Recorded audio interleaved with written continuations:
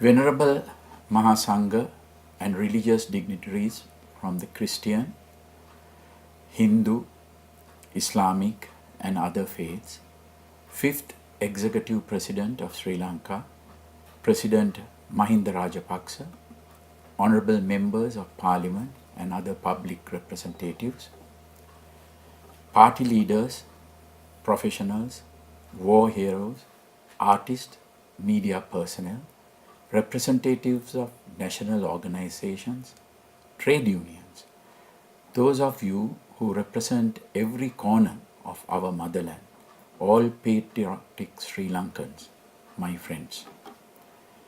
At this historic conference that marks a decisive juncture in our nation's politics, I am deeply honored and humbled to accept the nomination made by the 5th President of Sri Lanka, President Mahinda Rajapaksa, for me to represent the common aspirations of many political parties, independent groups and organizations led by the Sri Lanka Podujana Peramuna as their candidate at the forthcoming presidential election. I consider this nomination as a noble mission entrusted to me by people-oriented, progressive forces that are destined to create a political revolution in this country.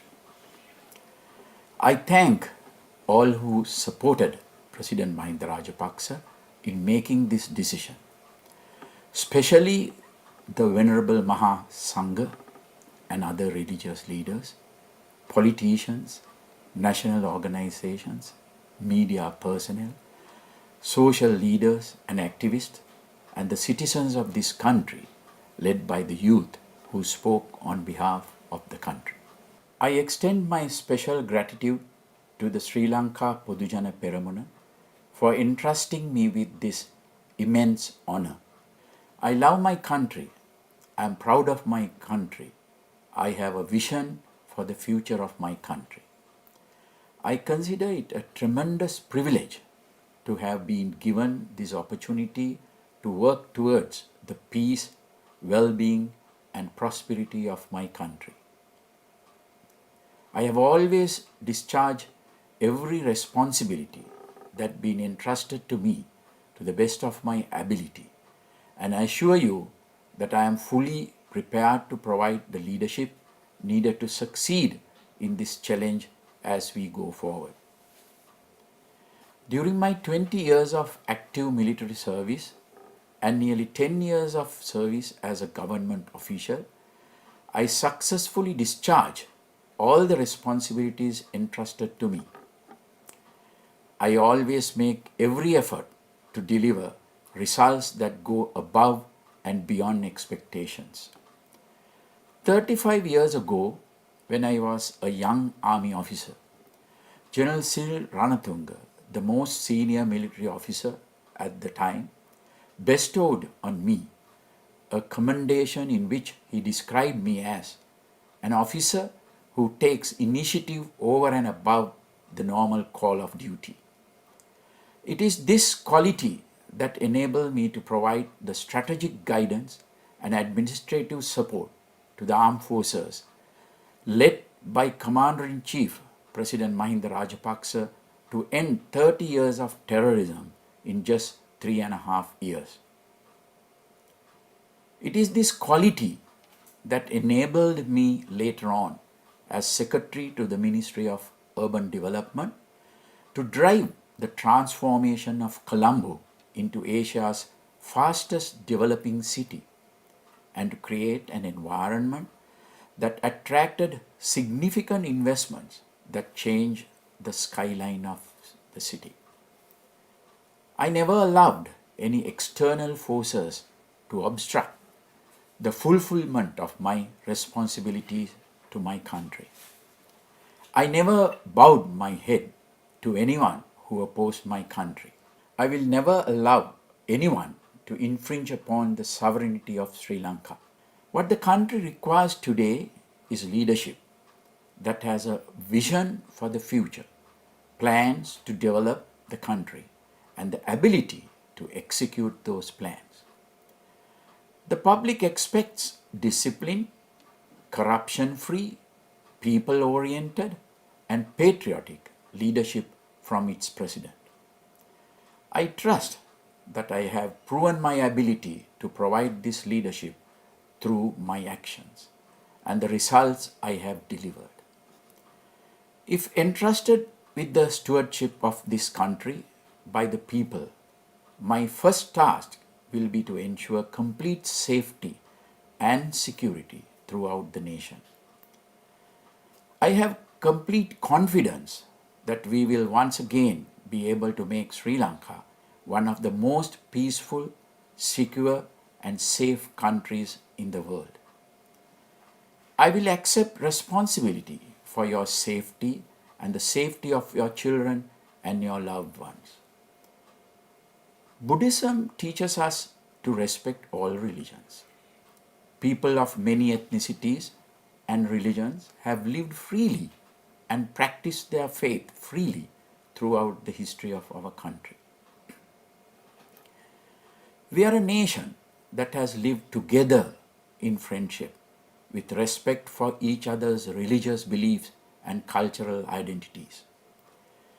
This unity has to be our strength.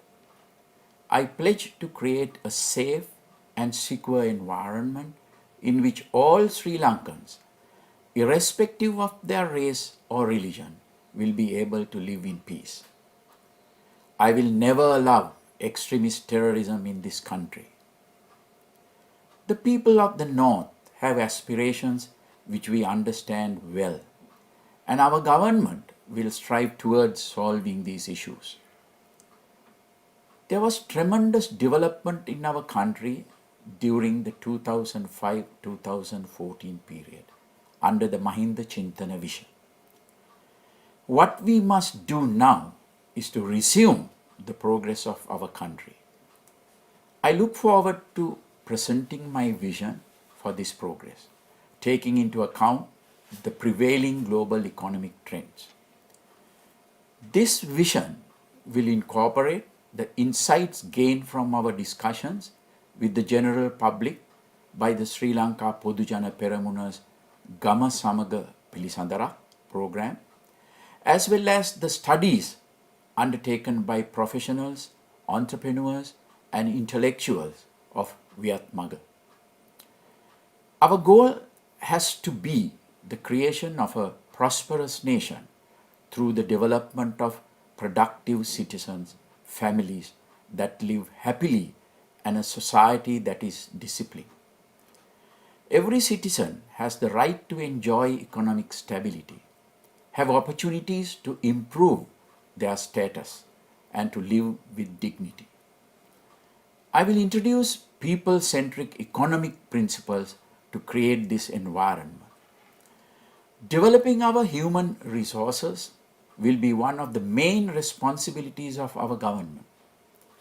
We need to enable our future generations to become productive citizens through giving special attention to their education and to the development of their skills and abilities.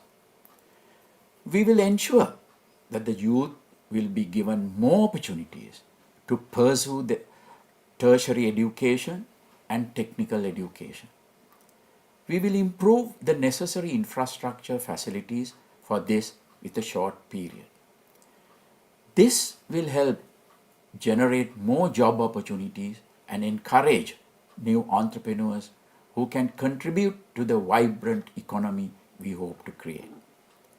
We will also introduce educational reforms that will foster the innovation and technological aptitudes of our youth. Our long-term goal should be to be one of the world's leading nations in innovation. The acceleration we intend to create in our country's development will be catalyzed by the technology-based improvements we will introduce to every field.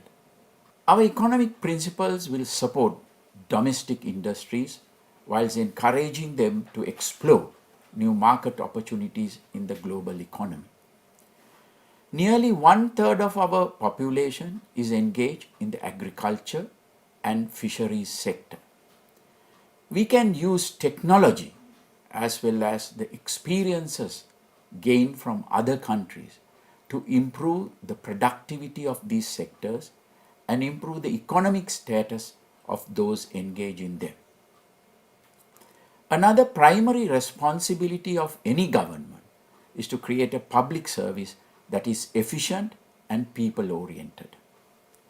The first step in this regard is to ensure that public servants are freed from political interference. We will work to ensure that honest public servants who carry out their duties in good faith and take the proper decisions will receive the fullest legal protection. At the same time, those in government service will be given the local and overseas training required to deliver the highest standard of service to the public. The services afforded to the public will also be improved by increasing the use of technology in government institutions. We will introduce new processes, including e-government systems, to reduce the dependency on individuals for obtaining public services, thereby reducing the risk of corruption. Unplanned and haphazard urbanization has been one of the main causes of several social issues. This is a problem that needs to be addressed creatively. Sri Lanka has a climate that allows people to live in any part of the country. Therefore, we must ensure that development spreads to every part of the nation. Instead of people needing to come to cities in pursuit of jobs or business opportunities, we must ensure that jobs and business opportunities are taken to the people. Rapid improvements in the transport services must be introduced, connecting every part of the country through road and rail links. Through improving essential requirements such as electricity, water, schools and hospitals throughout the country, we can encourage industries and businesses to reach the villages without being confined to cities. We will work to improve the internet and telecommunication facilities in every part of the country. This will give our youth the opportunity to interact with and even explore business opportunities with the rest of the world from their home. A problem affecting many middle-class families is the lack of suitable housing. We will introduce a rapid solution to this issue at a national scale. Safeguarding the natural environment for our future generations is a responsibility we all share. We will work towards implementing the urban beautification and green city concepts that I introduced in the past throughout the country.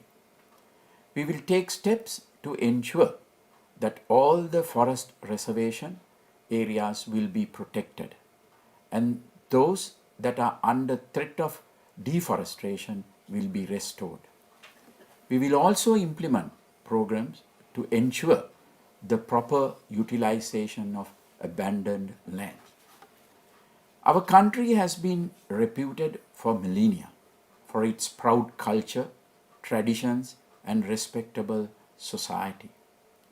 However, when we look at the way in which people drive on the roads, dispose of garbage, or treat women, some deterioration in these characteristics is evident. Every resident of this country has a responsibility to live in peace without disturbing others. Discipline must be encouraged through example by the leadership of the country. I look forward to a time when Sri Lanka will once again be the sort of country where women can travel without any fear of harassment at any time of day or night. We have always given special attention to injured war heroes, the differently abled, and others who have special needs.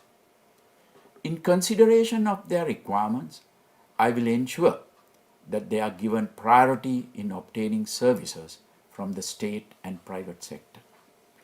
Our values, traditions, and culture, patriotic thinking, and national sovereignty are of tremendous importance to us.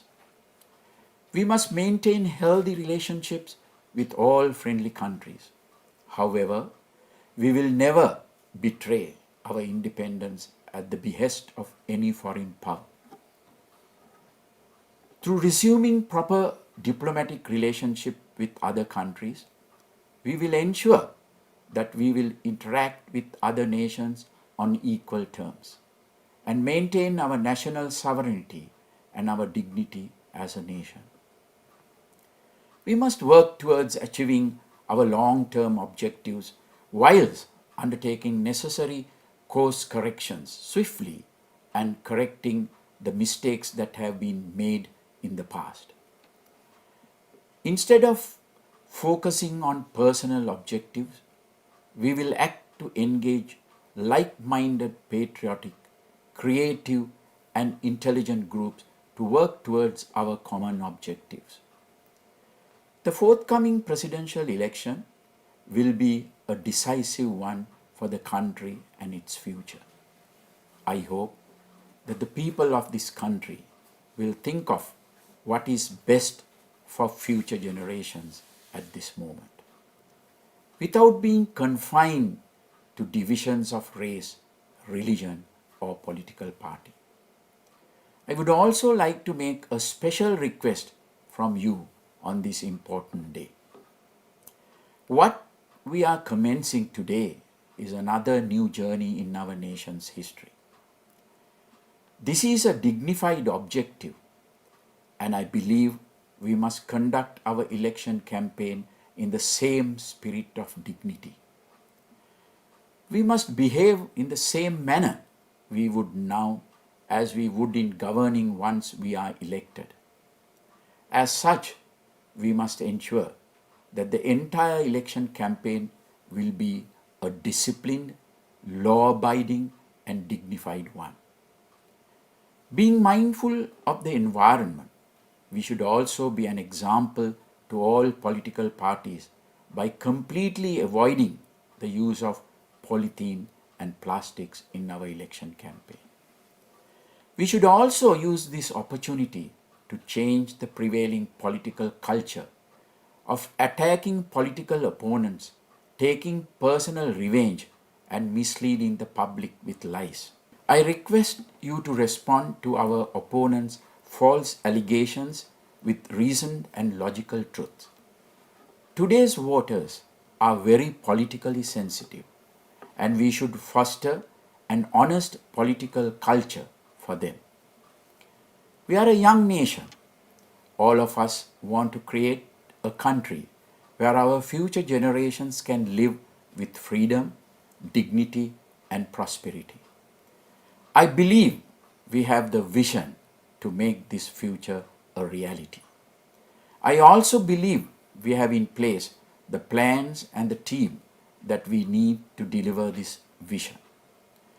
Just as I have fulfilled every responsibility given to me to the highest standard, I pledge that I am ready to undertake the national duty that this country needs and that all of you desire from me. May the blessings of the Noble Triple Gem be with you.